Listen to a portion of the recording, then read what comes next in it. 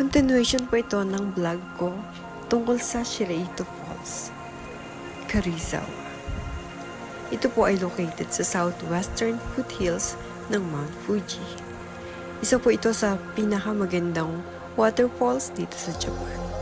At ito po ay mayroong 150-meter wide cascade. Ang mga tubig po na dumadaloy dito ay nanggagaling sa volcano spring water. Ito po ay parte ng Fuji Hakone Izu National Park and has been protected since 1936 as a Japanese natural monument. Nang dahil nga po sa landslide, makikita natin ang mga naapektuhang lugar, mga gumuhong parte ng lupa, at mga natumbang